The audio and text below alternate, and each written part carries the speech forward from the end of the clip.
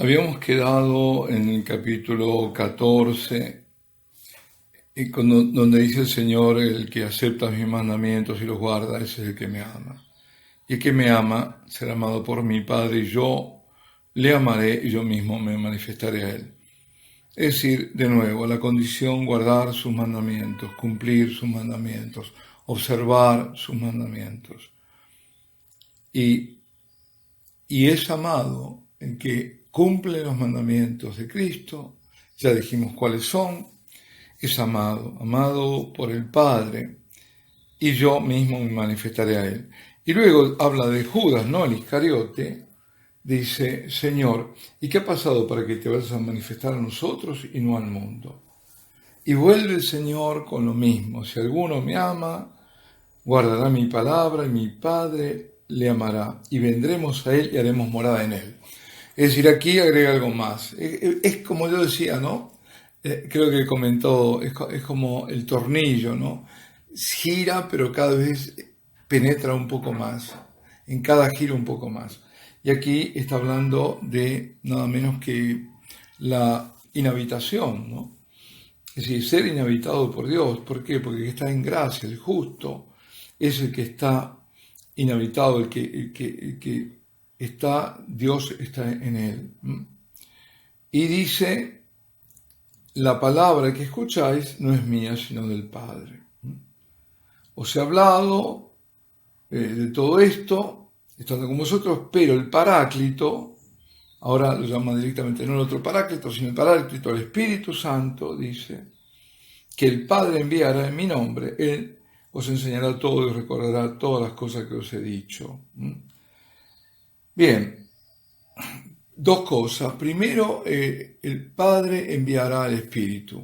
Nosotros decimos, justamente es la diferencia con los ortodoxos, es que tenemos el mismo credo niceno-constantinopolitano, pero ellos dicen el Espíritu Santo que viene del Hijo. Y nosotros decimos del Hijo y del Padre. Filioque, perdón, ellos dicen del Padre, que viene del Padre, nosotros decimos del Padre y del Hijo, del Padre y del Hijo. Es como que, bueno, como que nosotros estamos agregando algo, pero en rigor es verdad.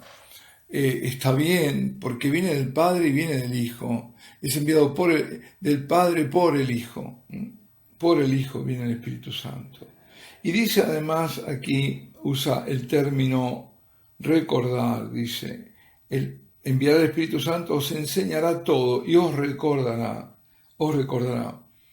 Ese término recordar es como también sugerir, ¿no? Es decir, aquellos que ellos ya habían escuchado, el Espíritu Santo les va a dar aún más. No es un mero recordar, rememorar, sino que los va a iluminar cuando les devuelva esas palabras que él dijo, como ha habido en otros momentos. En el momento que no entendían, luego recordaron y entendieron, porque el Espíritu Santo lo que da es la luz también. No es un mero rememorador, digamos, sino la luz que los va a capacitar para descubrir todo lo que habían escuchado, toda la profundidad del Señor, lo que había dicho, que en ese momento no se daban cuenta. Nos pasa a nosotros tantas veces, ¿no? Incluso con la palabra, es que estamos hablando de eso, de lo mismo, ¿no? Leemos la palabra, la escuchamos y llega un día en que hace un clic, ¿no? Como que hay algo que estaba y que no nos habíamos dado cuenta y que estaba oculto, que nos habla en ese momento.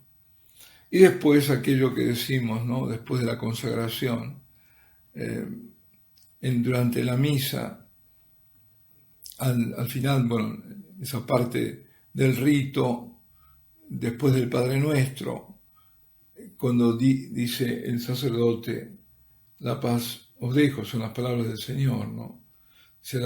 La paz os dejo, mi paz os doy. No os la doy como del mundo. El mundo no conoce la paz, la verdadera paz es la que da Cristo. Y esa paz, que es un don mesiánico, y es el don que vendrá por la cruz de Cristo. Y luego, si me amarais, os alegraríais de que vaya al Padre, porque el Padre es mayor que yo. Es decir, me voy, vuelvo a vosotros, voy a volver, pero además me voy y deberías alegraros porque el Padre es mayor que yo. Ahora, ¿por qué el Padre es mayor que yo? No son iguales el Padre y el Hijo, sí, en divinidad sí. No, las tres personas de la Trinidad, que es el único Dios, es lo mismo en cuanto a Dios. Es decir, Jesucristo es igual al Padre según la divinidad, pero menor que el Padre según la humanidad, símbolo anastasiano, de San Atanasio, atanasiano. Es decir, en un sentido es lo mismo, pero el sentido que le da desde su humanidad es mayor el Padre. Es decir, que cuando él está hablando que el Padre es mayor, siempre habla desde su naturaleza humana. Por eso el Padre, él va a estar, sí, claro, como el hombre Dios a la derecha del Padre. Bien, luego dice, os he dicho ahora, antes de que suceda, para que cuando ocurra, creáis. Y concluye en este capítulo 14 diciendo, ya no hablaré mucho con vosotros, porque viene el príncipe del mundo, contra mí no puede nada. Es decir, el príncipe del mundo es Satanás.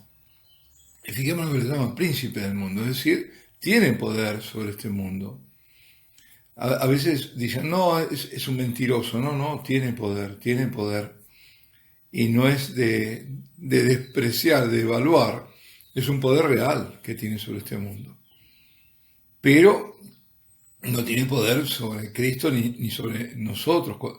No puede tener poder sobre nosotros cuando nosotros estamos en gracia y Cristo está en nosotros. Es imposible. Salvo que Dios lo permita, eso sí, por permiso, por algún motivo muy especial, ¿no? Dice, pero el mundo debe conocer que amo al Padre y que obro tal y como me ordenó. Levantaos, vámonos de aquí. Bien, levantaos, vámonos de aquí me hace recordar el libro de Juan Pablo II, un libro, entrevista, creo que fue el tercer libro, que era parecido así, ¿no? El título. Bueno, y ahora entramos en el capítulo 15, que es, tantas veces habría que releerlo. Es tan rico este capítulo 15, no es largo. Ese de la vid y los sarmientos, la comparación que hace él, el Señor.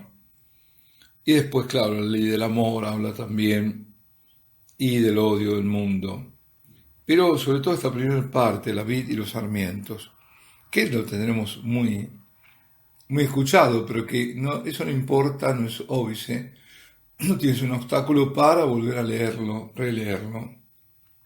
El Señor se presenta en esta figura como la vid, la imagen de la vid. La imagen de la vid es muy frecuente en el Antiguo Testamento, y tanto que el pueblo de Israel está significado como la vid. En el Salmo, por ejemplo, 80, en el Salmo 80 el pueblo está desolado, suplica a Dios y dice, creo que sí, está en el versículo 9, dice, bueno, en 7, nos has convertido en presa disputada de nuestros vecinos, y nuestros enemigos se burlan de nosotros. Oh Dios de los ejércitos, conviértenos, haz que brille tu rostro y seremos salvos. Y aquí, arrancaste de Egipto una viña, expulsaste a gentiles para plantarla, le preparaste un suelo, echó raíces y ha llenado la tierra. Los montes se cubrieron de su sombra, los cedros de Dios de sus ramas, extendió su ramaje hasta el mar y sus vástagos hasta el río. Bueno, exageré un poco porque, bueno, sí, llegaron hasta el gran río, ¿no? Se está hablando de la Mesopotamia, pero la está comparando con una viña a Israel. Y también Isaías justamente en el capítulo 5 es el canto de la viña. Dice, voy a cantar a mi amado la canción de mi amigo a su viña. Mi amado tiene una viña en una loma fértil. La cercó con una zanja y la limpió de piedras. La plantó de cepas selectas, construyó en medio de una torre y excavó un lagar. Esperó a que diera uvas, pero dio agraces. Ahora, habitantes de Jerusalén y hombres de Judá, juzgad entre mi viña y yo. ¿Qué más pude hacer por mi viña que no lo hiciera? ¿Por qué esperaba que diera uvas y dio agraces? Pues ahora os daré a conocer lo que voy a hacer con mi viña. Arrancaré su seto para que sirva de leña, derribaré su cerca para que la pisoteen. Es la viña, ¿no? Dios se lamenta de la infidelidad de su pueblo. Por lo tanto, tenemos entonces la figura de la vid. Ahora el Señor lo que está diciendo es quienes están unidos a Él, como está el sarmiento a la viña, que se nutre de la propia linfa de la viña, forman ese nuevo Israel. Ese nuevo Israel es la iglesia, ¿no?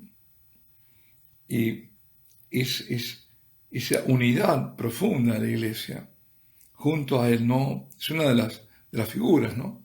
La vid y los sarmientos, como también es equivalente a la figura de la iglesia del cuerpo místico, con su cabeza que es Cristo y sus cuerpos, sus miembros que somos todos nosotros. Entonces dice el Señor, yo soy la vid verdadera y mi Padre es el labrador. La figura, Él es la vid y el Padre es el labrador, el viñatero, digamos, el dueño de la viña. Todo sarmiento que en mí no da fruto, lo corta, y todo que da fruto lo poda para que dé más fruto. Son dos cortes, pero muy diferentes, muy diferentes. Es la acción de Dios que castiga a veces para corregir aquellos que son corregibles y para cortarlos aquellos que son incorregibles. Es decir, en definitiva, el que recibe la acción de Dios como purificación y la acepta como tal purificación, o se aviene a esa purificación, a ese cortar de Dios, que no es un extirpar, o sí, extirpar cosas malas, es el podar, ¿no? El podar, para que crezca con más fuerza. Acepta y ese sirve en su camino de santidad. Es decir, esas a veces, ¿no? Como pasa, muchas veces decimos desgracias, pero que en realidad después nos damos cuenta que fueron gracias que Dios nos dio. O a través de una enfermedad o lo que sea. Dios siempre va a recabar el bien del mal. Pero también está lo otro, cortar aquel que es incorregible, aquel que en definitiva será cortado. Siempre dará hasta el último momento la oportunidad, Dios, pero ese corte definitivo cuando es echado al fuego, ¿no? Dice, y todo el que da fruto lo poda para que dé más fruto. Vosotros ya estáis limpios por la palabra que os he hablado. Permaneced en mí y yo en vosotros, como el sarmiento no puede dar fruto por sí mismo si no permanece en la vid, así tampoco vosotros si no permanecéis en mí. Yo soy la vid, vuelve a decir, vosotros los sarmientos, y muy claro, ¿no? El que permanece en mí y yo en él, ese da mucho fruto, porque sin mí no podéis hacer nada. Y esto tenemos que recalcarlo y recordarlo. Sin Jesucristo no podemos hacer nada. Y de nuevo, claro, si alguno dice, no permanece en mí, lo que decía al comienzo, ¿no? Del corte que hace el Padre, es arrojado fuera como los sarmientos y se seca. Luego los recogen, los arrojan al fuego y arden. Es decir, el juicio al final, después de la muerte, ¿no? O el juicio final. En cambio, si permanecéis en mí, dice, mis palabras permanecen en vosotros, pedid lo que queráis y se os concederá. Es fuerte esto. El permanecer nos da esa potestad de pedir y de ser escuchados. En esto es glorificado mi Padre, en que deis mucho fruto y seáis discípulos míos. Dios quiere que nosotros demos muchos frutos. Eso es decir, todas las capacidades que nos dio y los dones cuántas veces lo dirá, ¿no? La parábola de los talentos y todo eso, son para dar frutos para la gloria de Dios. Para nuestro bien, por supuesto, para la gloria de Dios. Bueno, aquí nos detenemos. Alabado sea Jesucristo, sea por siempre bendito y alabado.